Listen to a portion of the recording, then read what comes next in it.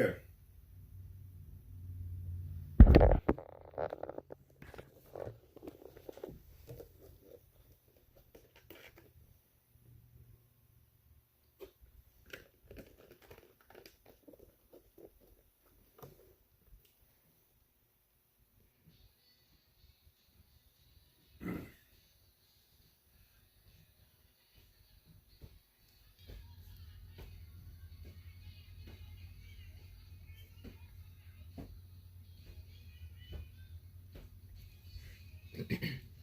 All right, God bless you. Welcome inside of the Bishop Show. I'm your host, Bishop Jeffrey Lee Melvin. So glad you decided to tune with us on this beautiful, wonderfully beautiful day. I'm glad you're here. Don't go anywhere. We got some great stuff coming up today that you need to hear. Listen, we can jump, we can shout, we can pray. We can actually get up in our watchtower. But after we see something coming on the land, we have an obligation to warn the people. So today, we're going to talk some real serious talk with a very special guest right after this here on The Bishop Show.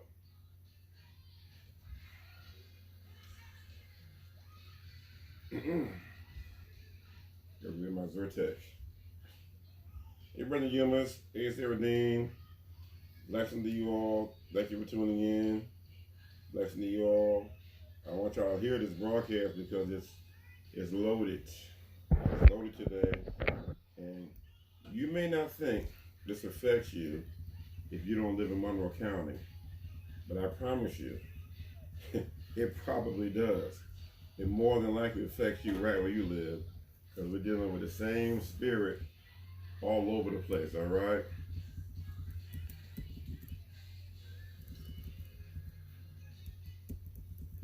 Bless you. Welcome back inside of the Bishop Show. Your host here, Bishop Jeffrey Lee Melvin. Glad to have you with us. Listen, I give God praise for this wonderful day. Thank God that we're in the, how's it go? The home of the free, land of the brave, home of the free. I'm glad to be an American. I really am. I'm glad to be an American. It takes Dr. Claude Oliver to talk about it. We're native blacks. We're native blacks. We've been here since the 1600s. We go all the way back to 1613. And we've been called some of everything from Negro, and then the lesser term of Negro. We've been called colored. We've been called brown. We've been called African Americans. We've been called straight up Africans. We've been called blacks. But I like what Doctor said. He said, we're native blacks, native to America, native blacks. And we have a real situation going on in the Rochester area, Monroe County, Rochester area. Real situation that was we tried to handle it in the back room, I guess they did, and it's just come. It's at the boiling point right now. It's come to fore, and we're gonna just drag it out in the open before the people. You know, isn't that what the Constitution says? We the people. So we the people are gonna drag them people out in the open, and let's deal with this in front of the people. My special guest today, I have so much admiration for this young lady. Her name is Dr. Desjambra Robinson. It took me so long to learn how to say it first. Desjambra? Mm-hmm. Do I have to announce the S or the S silent? Desjambra. Desjambra. Okay, all right. See, I'm still learning. It's all right. Desjambra Robinson. God bless her. Go back a long way with her family on both sides. And she has really, really done a great thing in her own life by getting educated, raising her daughter here in the Rochester area. Blah, blah, blah. You tell me. Tell us, what about you should we know? Well, thank you. First of all, giving honor to God is head of my life. And I want to just thank Our Spirit Radio. And thank you, Bishop Melvin, for having me on the Bishop Show today. As you said, my name is Reverend Dr. DJ Robinson. People call me DJ for short because most people can't say my name. But right. If you want to say it, I can always tell when the telemarketers are calling because they're like, can I speak to... Having a fit. But the one thing I wanted to let people know about me is that I am consider myself a womanist theologian.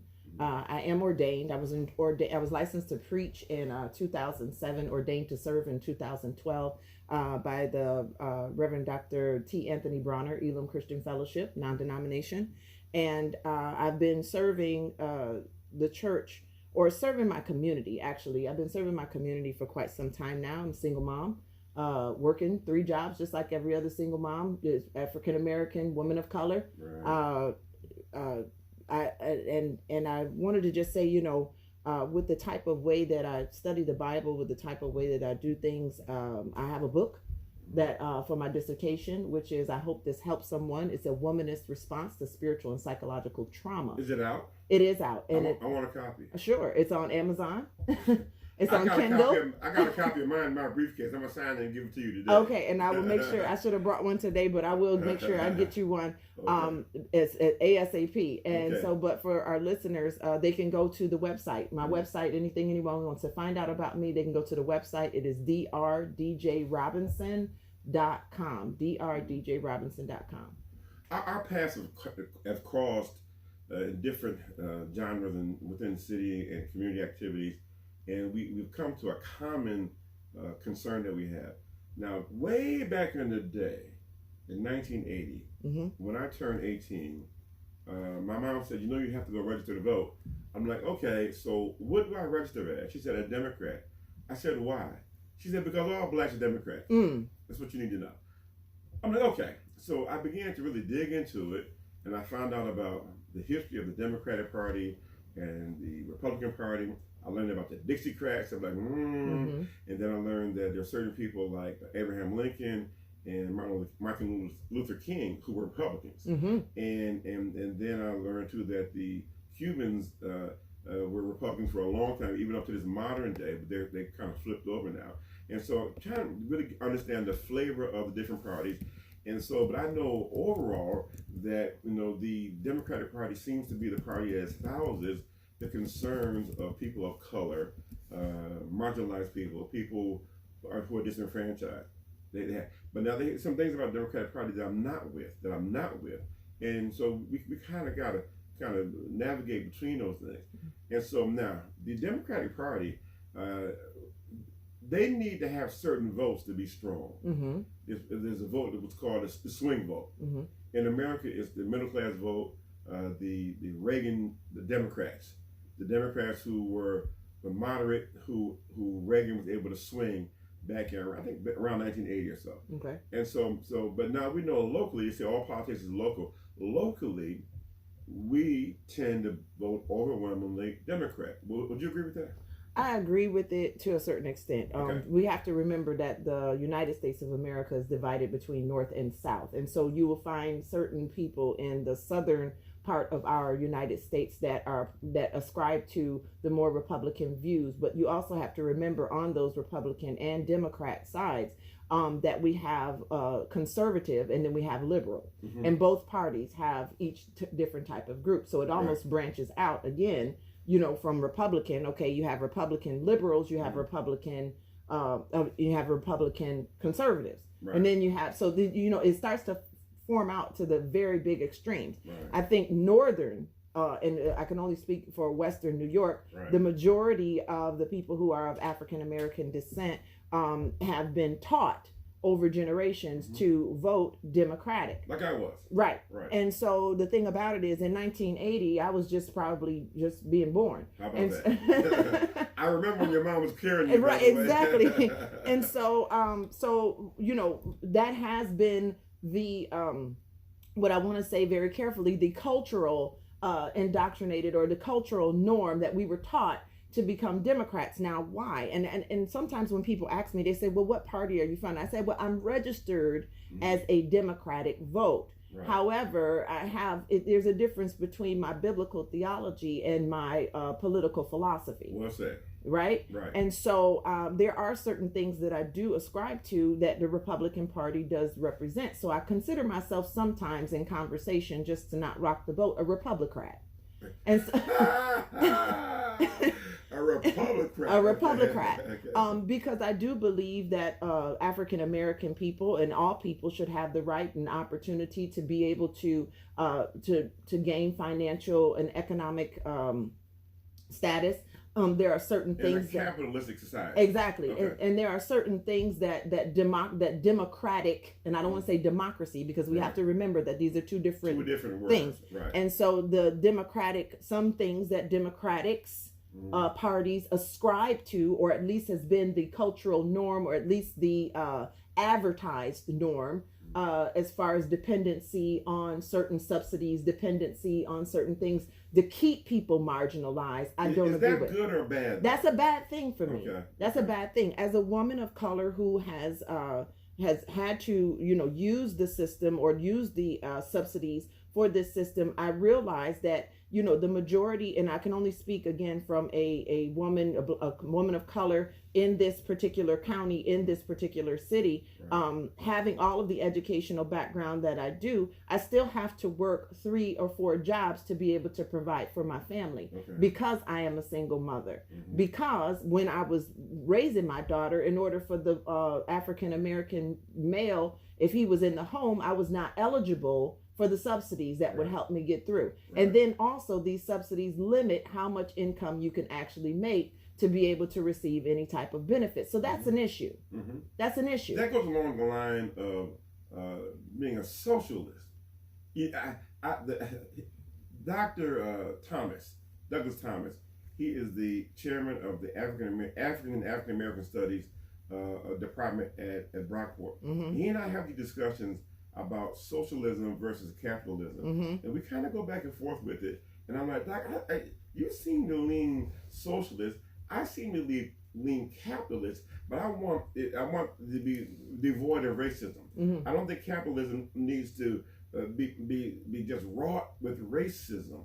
And I think that if you work hard, you ought to earn your worth. Exactly. And I think that if people need a hand up, give them a hand up. Don't cripple them and don't make them dependent on the system. Exactly. So then we have generations of people who are generationally tied to social services and whatever. What do they call it? What do Republicans call it? What kind of programs are those? The handout program. I don't know.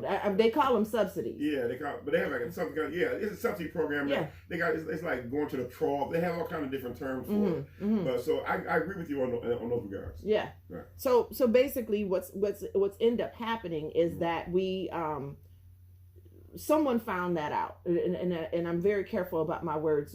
Someone found that out that, oh well, if they all register Democrat, we can win the black vote. We can get that swing vote. We can get if we can get into their mindset, get into their psyche. If we can offer more subsidies, if we can offer more, I call them crutches, right? If we can offer more crutches, if we can keep them dependent on the system, they'll be satisfied. And it's almost like a pacifier that you give to a baby. There's no real food, no nutrition that comes from it, no milk that comes from it. It's just, you're just, sucking and pacifying yourself and not getting anything from that. Right. So I think it's one thing to say, and once again, I want to make sure that we understand that with democracy is our right as United States citizens to be able to participate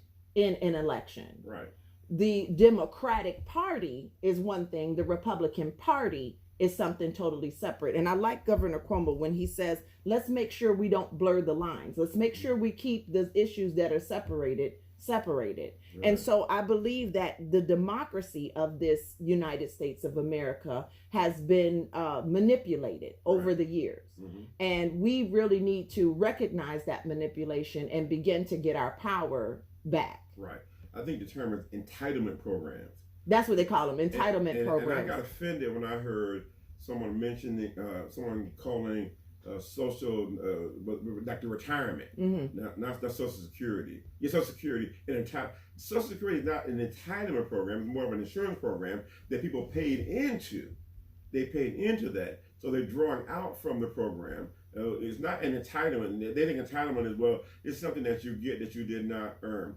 And so with all of that, we have as a people, as a culture, we've kind of wholeheartedly given into we are the Democratic Party. We're Democrat. And so and the Democrats, when they win primarily because of the swing vote, which is the African American vote. Would you agree with that?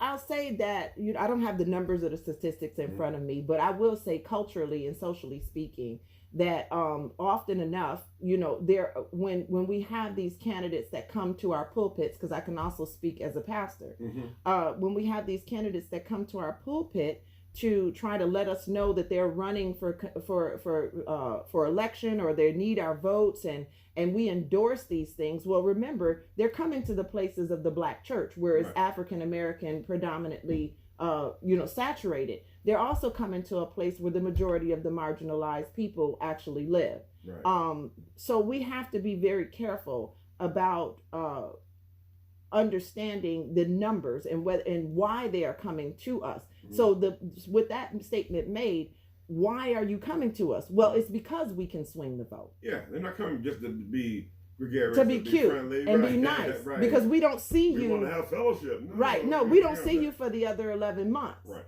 And so In most cases. Yeah.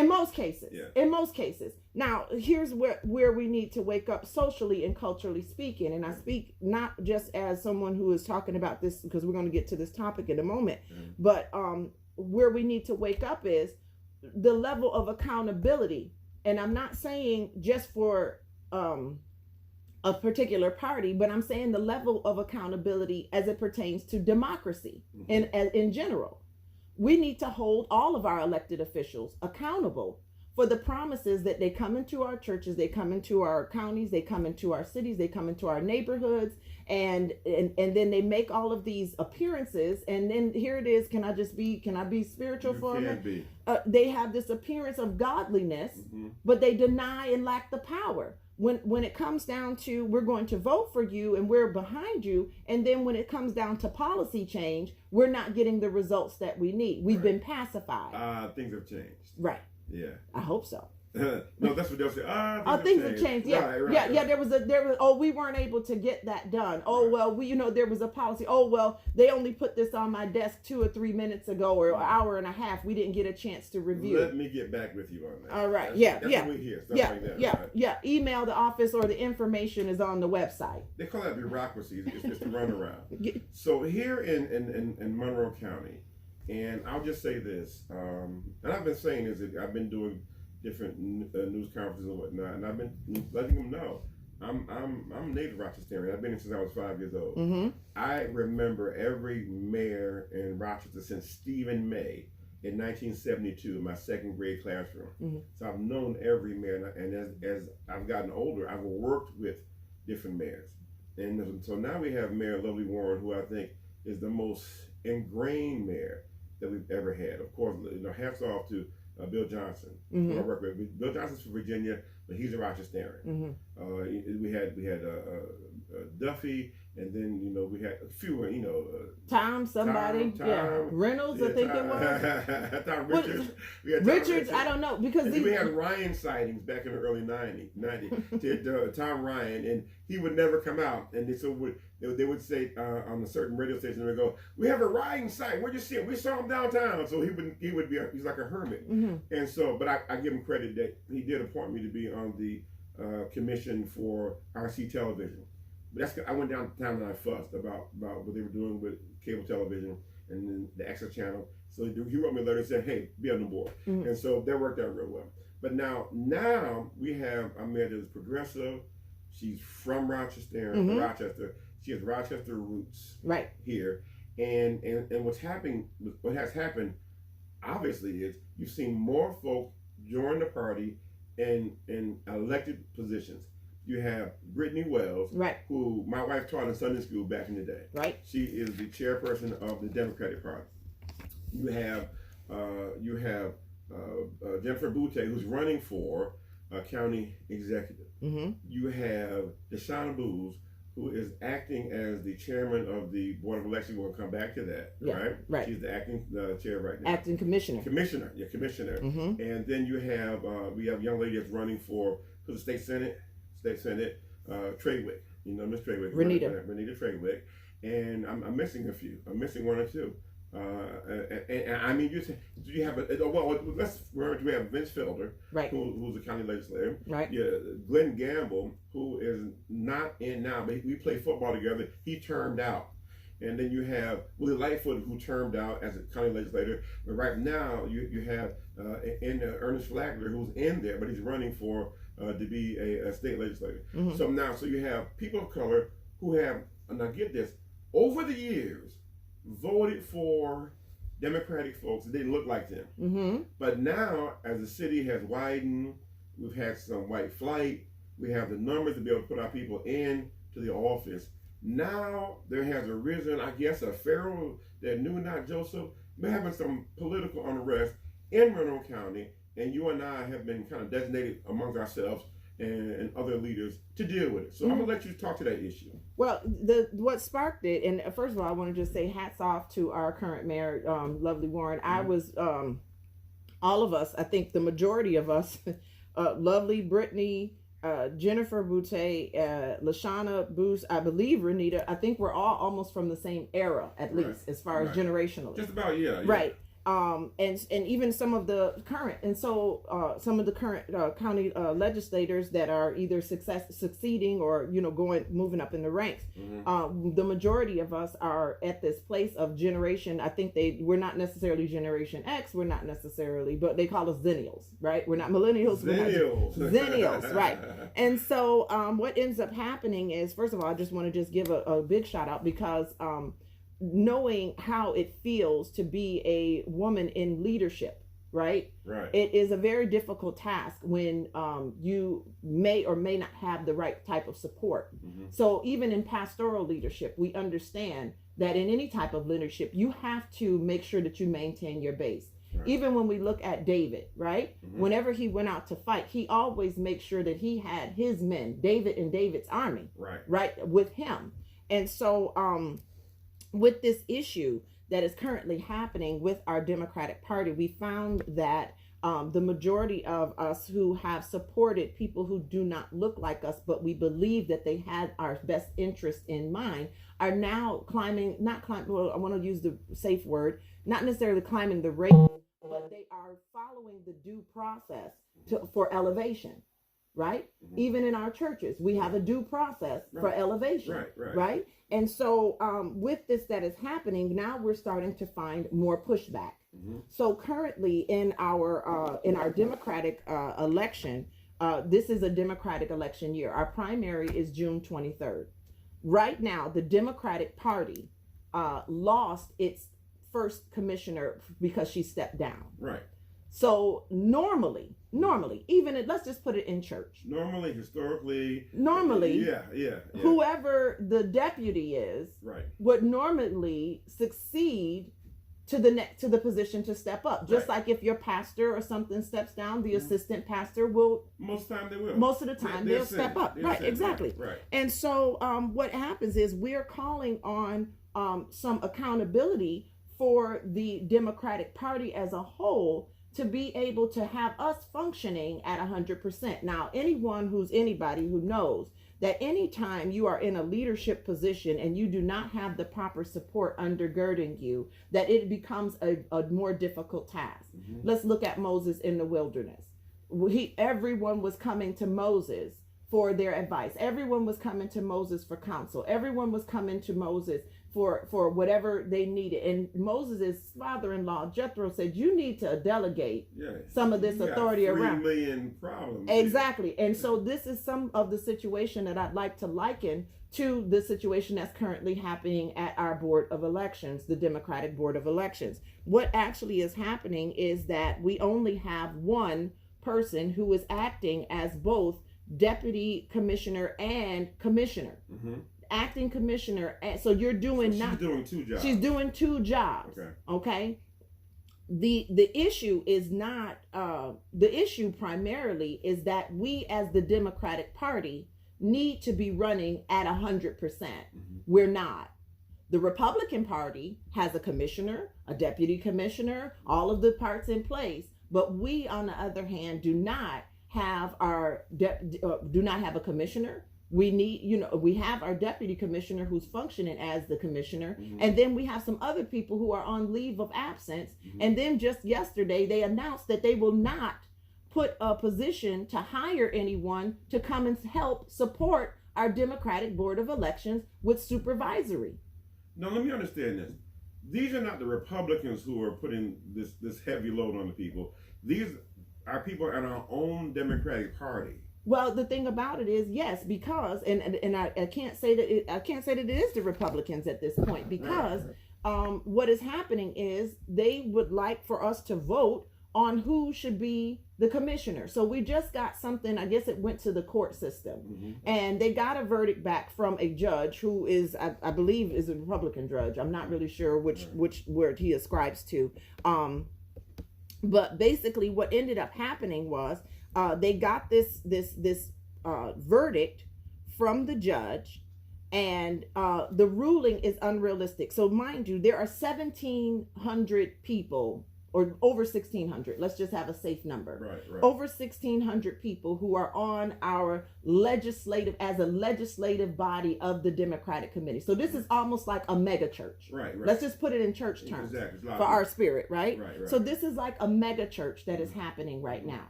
And so what ends up happening is, rather than having the representatives, do you remember how in the Old Testament, how the Bible said that each tribe would elect someone to be able to come to God or to whoever and cast their lots? Right. They're saying, no, we want the whole nation or the whole church to vote. And we want it done they've already missed the deadline. Right. So we want to do that. And so they've dragged this process out so that we could not get someone in so that we could be functioning at 100%. Now, mind you, today this is the beginning of June. Right. The primary election is June 23rd. Right. So they've dragged this out since this woman, whoever the commissioner was, stepped down. Let's not even get into names and all that other kind of stuff. The commissioner stepped down. A vacancy was created. According to the election law, we had to fill that seat within 45 days of the vacancy. Right. That did not happen. And so they dragged this thing out so that now, 3 weeks before the primary election, we are still running at 50%. Now the judge says, well, we want everyone to vote. We're going to go ahead and let everyone vote. And do a drive-by. A drive-through vote. How realistic is that for people who have been supporting these candidates, who are marginalized, that you come into our cities, you come into our pulpits to try to rally up votes, and our votes matter. Right. But now you don't want them to matter. And you have senior citizens who may not even drive, who have to get in the car. Exactly. Have to get in the car, get somebody to come pick them up, and drive in and put a vote in. When the rules clearly stated, you have 45 days, or it goes back to the commissioner, Brittany. Right. Exactly. Brittany Wells. Right. And then it goes to the legislator, and they'll vote on it. Right.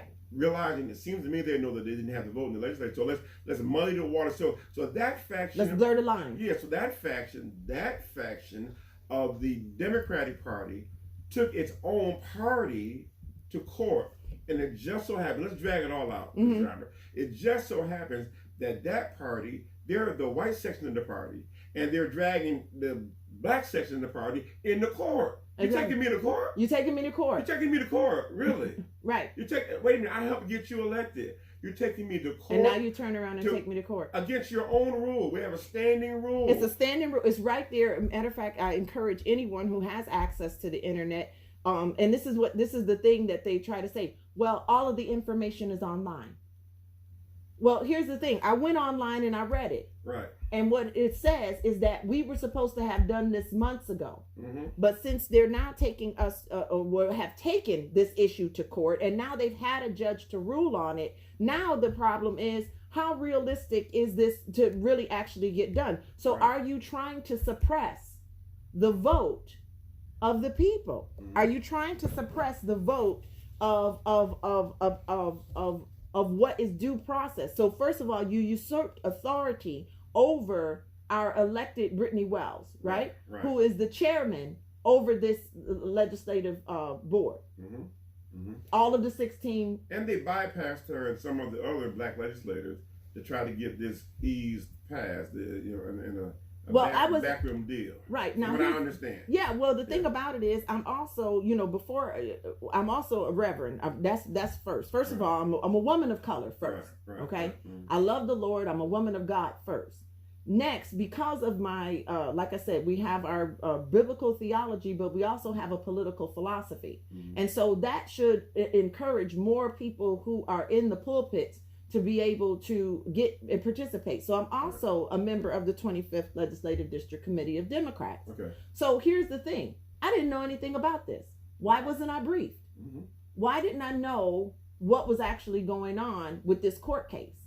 Right? Mm-hmm. So why is there such a secrecy? There are a lot of people that are on our legislative district Democratic committee that do not have access to internet. They do not have access to emails. They do not have, you understand what I'm saying? And so they're missing a lot of the pertinent information. And now you want us to come and drive through and cast our ballot over 1,600 people 3 weeks before an election is supposed to happen. That's unrealistic, and it's trying to It's back. also unfair. Yeah, it's unfair. Yeah. It's not fair. It's not fair to a lot of the people. So now we have to again work to level the playing field. We have to get involved with all of what's going on. And that's why we're here today, folks. Those that are just tuning in, I know usually we have a break right now. We go to music, but we're not going to do that right now. This issue is vitally important. So, well, why are we talking about politics on a station that deals with gospel? Because this affects your life. That's right. It affects your life. We if you look biblically, there's always been leaders that will speak truth to power. Nathan told David, thou art the man. Thou art the man. Elijah told Ahab and his wife Jezebel, y'all are causing Israel to sin. Right. He looked at Ahab, and Ahab said, are thou the one that troubleth Israel? He said, you're the one that troubles Israel and your father's house. Mm-hmm. It was John the Baptist that told Herod, you have no business having your brother's wife as your wife. That's your right. wife.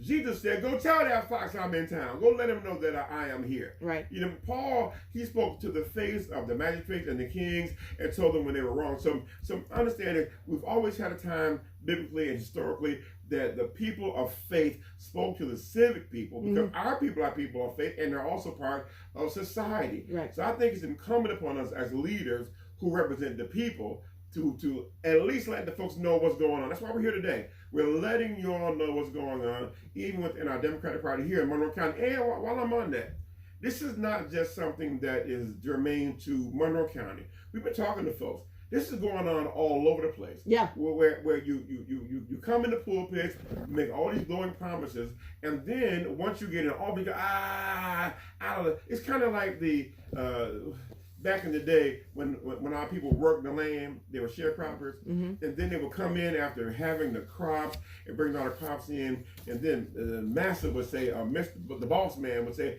you know, you did real good, John. If you do this good next year, you just might get out of debt. Well, John didn't have his education. He didn't know you were ripping them off. And so I hate to put that scenario like that, but it feels like that. And I think that we're dragging you out of the hole to let folks know what's going on with this. And we're also saying, if it's going to be like this, if you're going to change up, we're going to change up. That's right. That's right. Because, see, the thing about it is, you know, we elected these people. Right.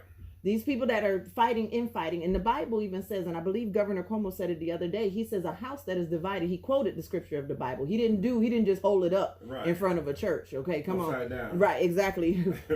We didn't even see what it was. We don't know what that was. Upside down book. and so the tag was running out of the wrong side. The holy part I don't know. We don't even know if that was even the right book. Right. And so the dilemma is that we elected these people, right? You know, John, I have to stop on something.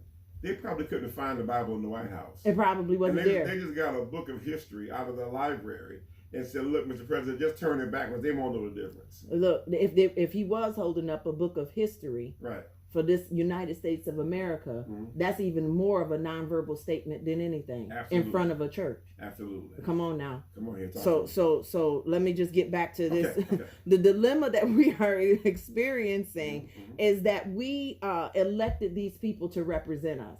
So even if we can definitely pull, you know, the thing about privilege and entitlement, because I believe that when we said privilege, they fired back with entitlement. Right. So that was their fire back. That was their hit back at us. Oh, well, you think that we're privileged. Well, we think that you're entitled. Yeah. Right. So, but the thing about it is the main meat of this particular, at least the initial part of this particular fight, is that we as the Democratic Party, which the majority of people are registered Democrats, are African American, Right. are having our vote suppressed, and we are functioning at 50% capacity.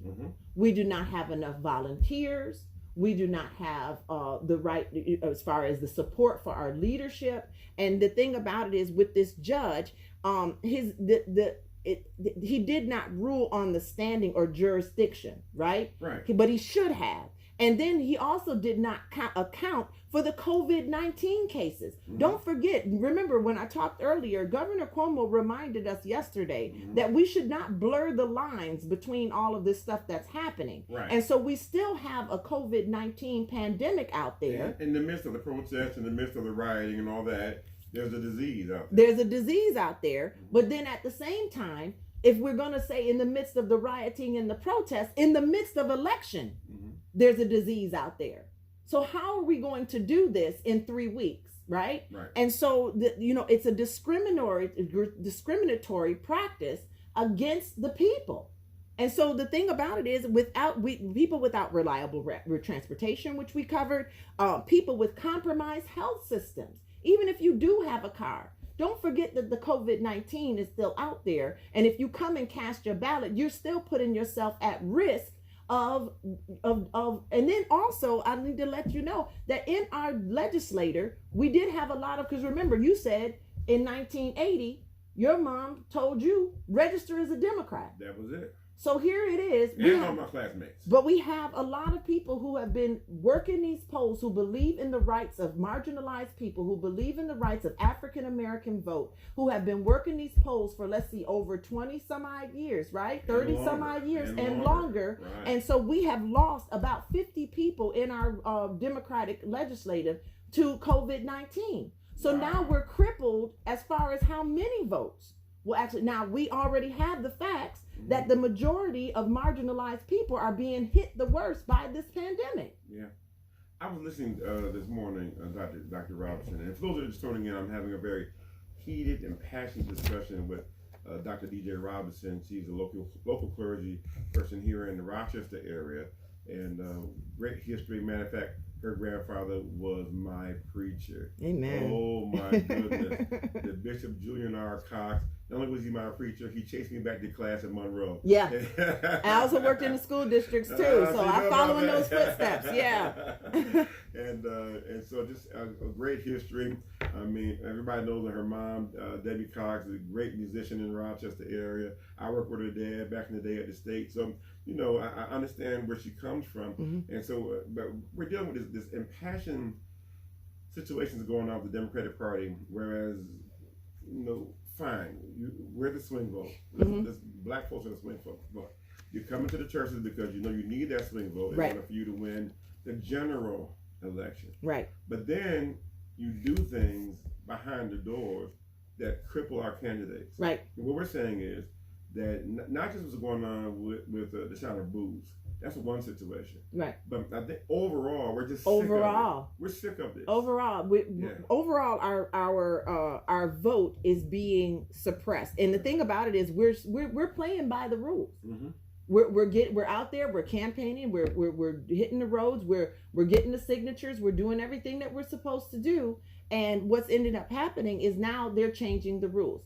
So what we definitely need to do is we need to make sure that that we are resolving this issue about politics. We're resolving this issue that that this Democratic Board of Elections, by the elected officials, the people that we elected, and let's not even look at. I don't want to be too biased, right? Okay. Let's just look at the bottom line fact.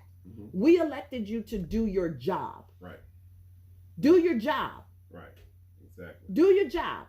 We elected you to do your job. And so right now, before we even get into even the infighting in the party, the Republican Board of Elections is functioning at 100%.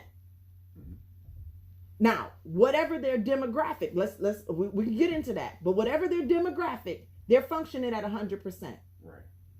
The Democratic Board of Elections And our demographic, which we've already identified as being predominantly African American, is functioning at 50%, which means even when we vote, it'll be a strain on the counting of the votes. It'll be a strain on making sure that every vote is counted. It'll be because we're not functioning at 100%. Tell me this, Doctor. Why is the primary so important in these elections? So when we think of hierarchy, right? Okay. When we think of hierarchy, there are certain things that are called weighted votes.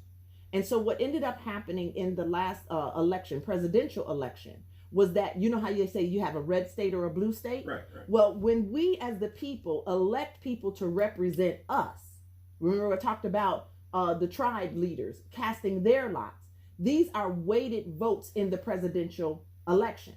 So if we do not vote for people who are going to represent us, then we will not have representation when it comes down to the primary election. Oh. Those weighted votes have to count for something. Okay. Those weighted votes are particular seats. So everyone that's voting in our legislative democratic election legislative does not have a weighted seat. There are only certain people who have weighted seats. So now that those seats are primarily filled with African Americans, there's a problem. Because all of a sudden there's a problem. Yeah. Because normally, right, the succession of our of deputy commissioner would go to the succession of commissioner. That hasn't happened. Normally, the weighted votes we wouldn't have a problem, right? But because there's pushback on this commissioner thing and how our board of elections is currently operating, then now there's a problem, and now we're going to a whole nother judge that believes in a whole nother party to tell us what we can and cannot do when the election law is right there on the internet. And isn't it true too in Monroe County, because it's such a heavily Democratic county, if you win the primary, you're more than likely going to win the general election. Exactly, because a lot of times it comes uncontested. Now, here's the thing. They also have, did we notice that they have pushed back the dates? I found myself, normally we campaign during the summer months. Right. But this year, we were campaigning, and last year, we were campaigning during the winter months, during the February months to try to get those signatures and they changed the rules. So was the black contingency a part of this? Did they know about this, or was it something that went behind the doors and there were a smoke-filled room, 5 guys in a room? How did that happen? From what I understand, I can't speak to that because I don't have the statistics or the facts right in front of me. Okay. But from what I can understand, as being a part of the 25th Legislative District Committee of Democrats, you're part of all this process. I'm part of this process. That's why I'm ringing the alarm. Part of it is my duty to the people, and also and then as clergy, it's my duty to the church. Right. This is my what they call reasonable service. Right. But basically, what ended up happening, I'm not clear, and this is why we need to hold them accountable. We as the clergy need to ask why.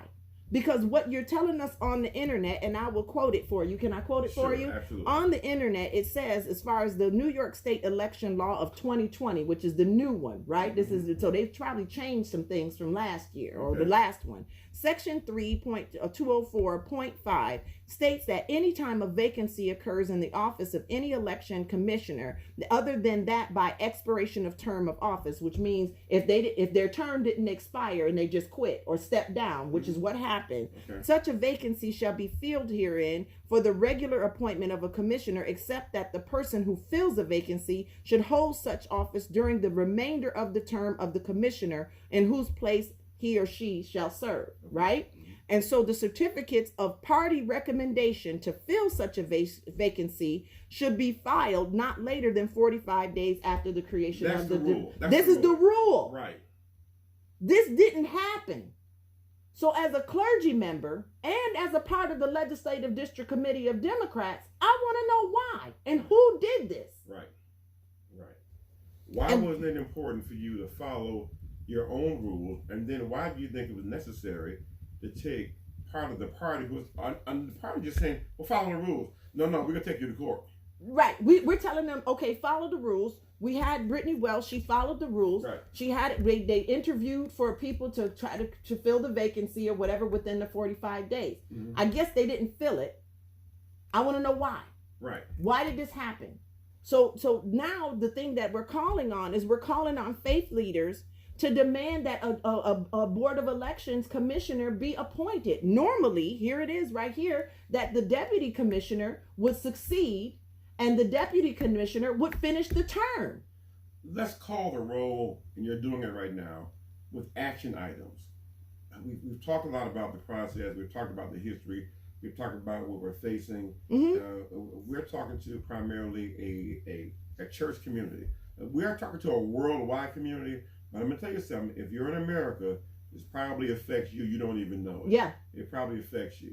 All right. And so we're saying we want you to respect the black vote, respect the church vote. Don't just do us any kind of way. Exactly. So now in Monroe County, what things are you saying need to be action items? You mentioned one of them. So let's call a roll on that. Okay, so basically what we're doing is we are calling, I'm calling, and you were a part of this conversation as well. Right. We're calling on our faith and community leaders, not just faith leaders, but also faith and community leaders. And so we want this to go across the spectrum. We are not just, I don't want to just say that it's just Christian.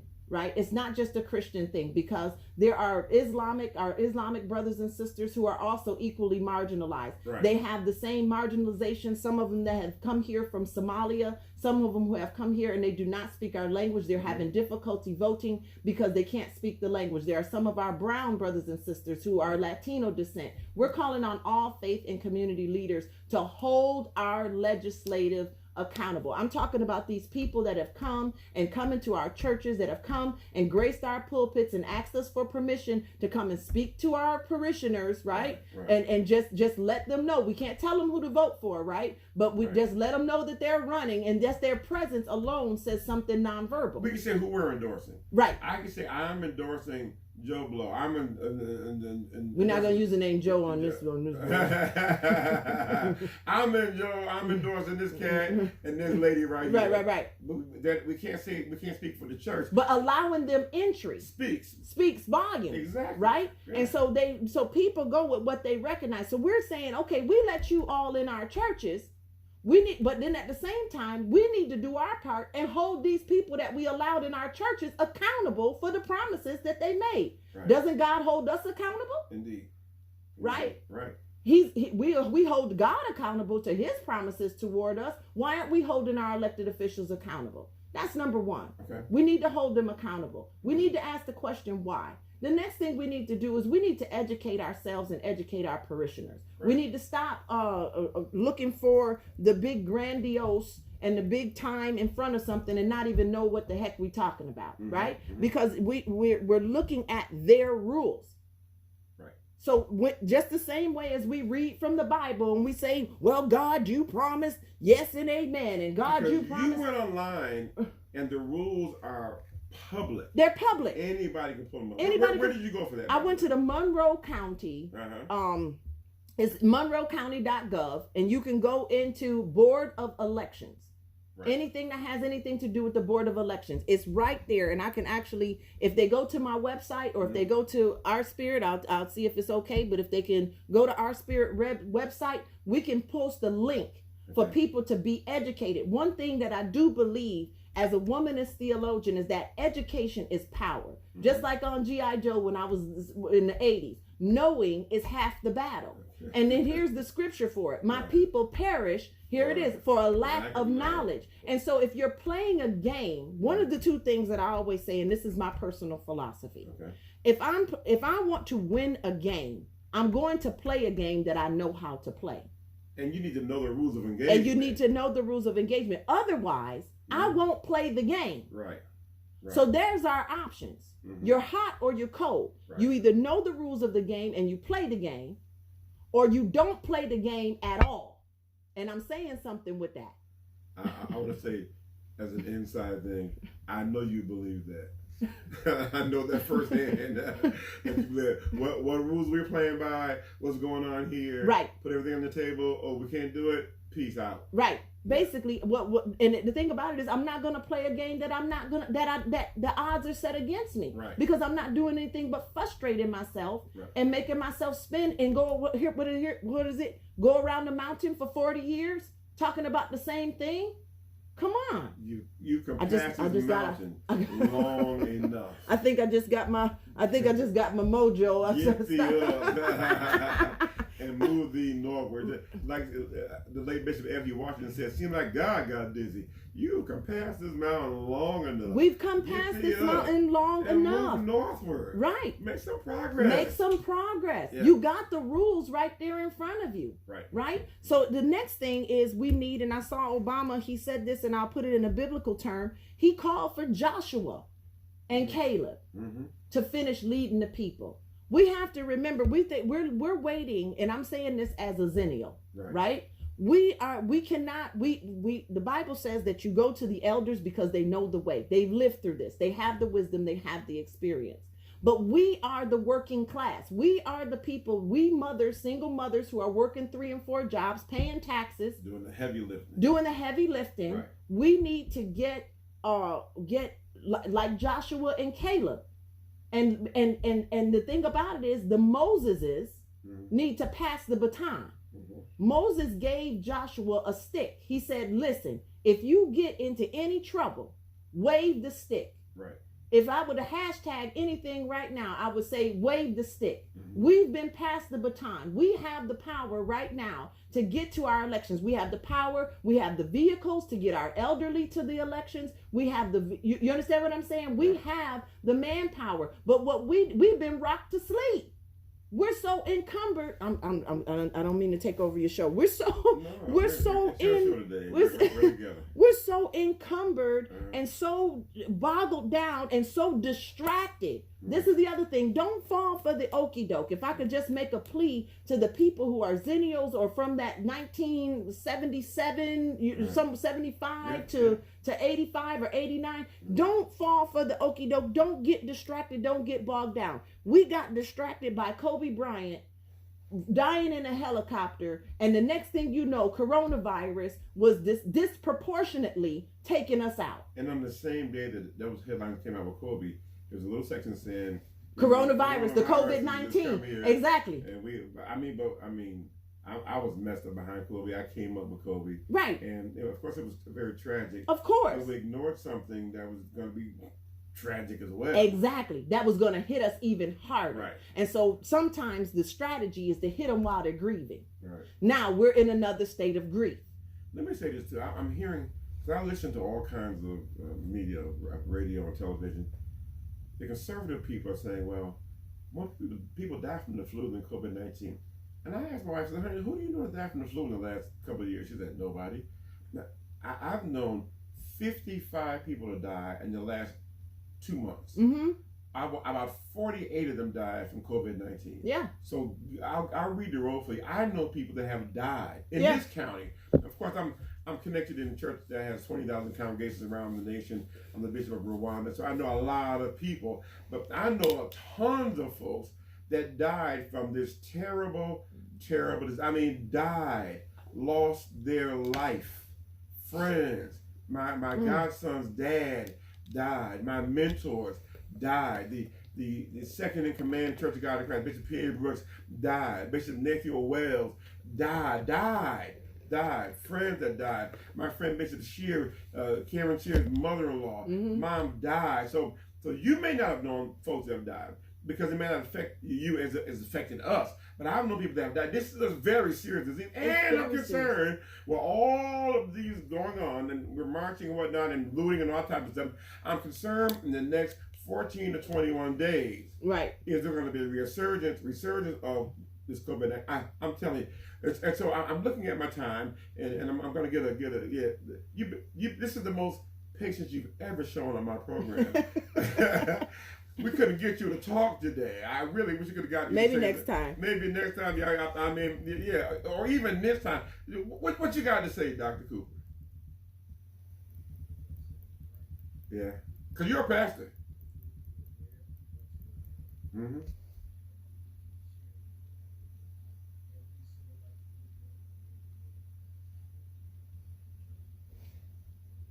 Right.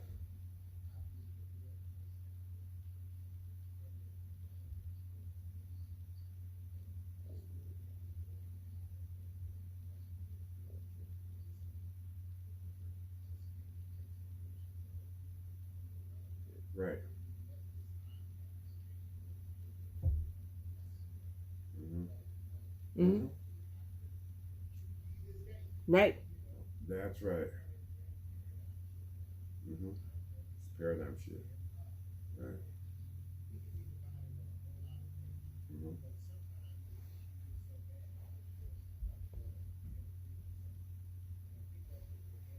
Mm-hmm. I believe that too. Mm-hmm.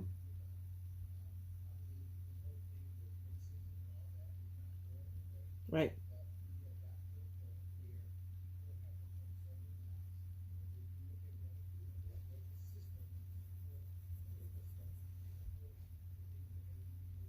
Mm-hmm.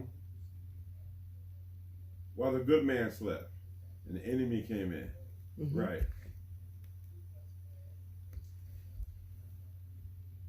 Mm. That's sick. Right. Mm-hmm. That's right. Yeah. Yeah. Right.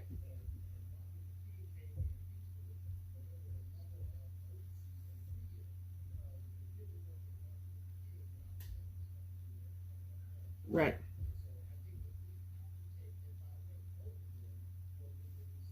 Yes. Exactly. Yes. King and X. Yes. Right. Right.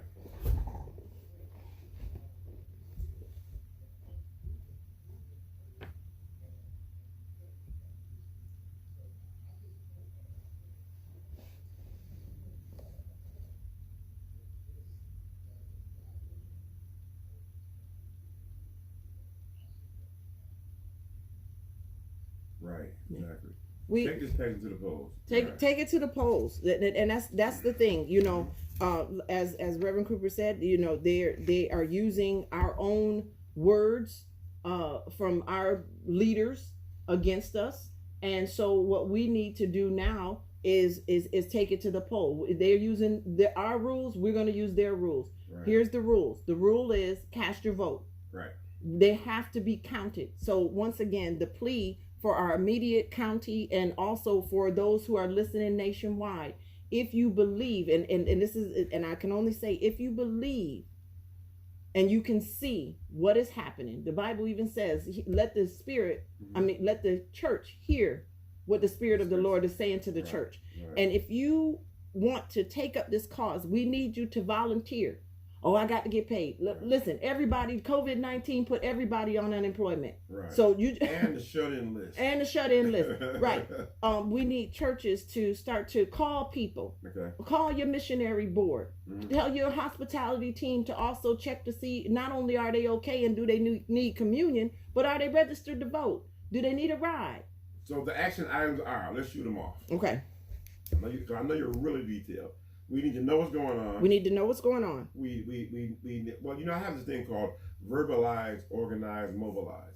So we're verbalizing. We're now. verbalizing. So it's you and I are going to be doing press conferences. We're going to be doing right. You've already done a press release already. We've done a press release. You're going to be seeing us in different forms of media. Mm-hmm. So we need to verbalize what's going on, find out what's going on. We're doing that.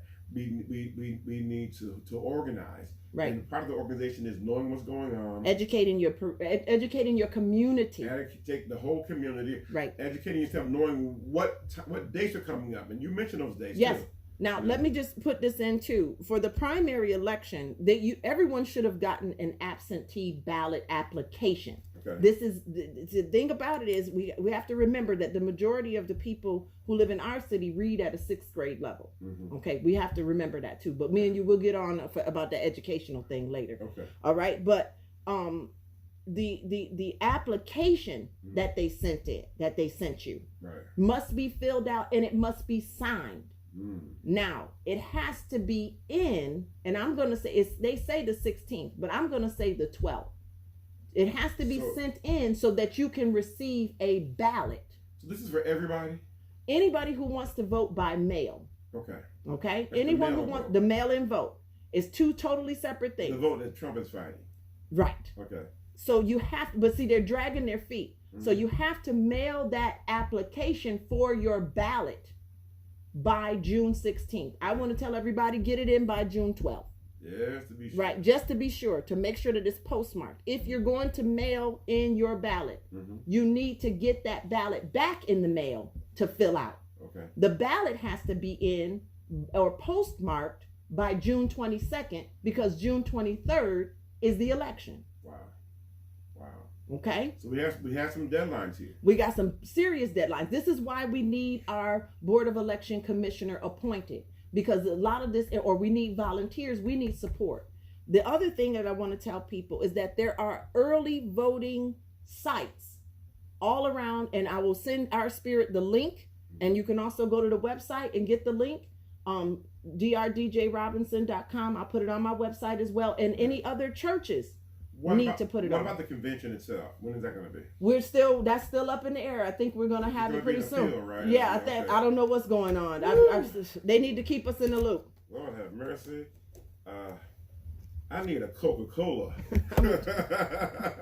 This has been a whirlwind, amen, but it's very important. It's critical, or else we wouldn't have taken the time to do. It's very, very important. All right, get to the polls, get educated, verbalize, organize, mobilize. That's right. Let's fight back. And by the way, our friends at the Democratic Party, we got to talk, all right? There's some stuff we need to know, and some stuff we need you to do, or else we're going to shut things down, and you're not going to be able to have the carte blanche that you've had in times past, in Jesus' name. So glad you decided to tune in with us. We love you so much. My guest, Dr. DJ Robinson, you've been awesome. God bless you, Bishop. Thank you. Until the next time that we meet, we want you to be encouraged.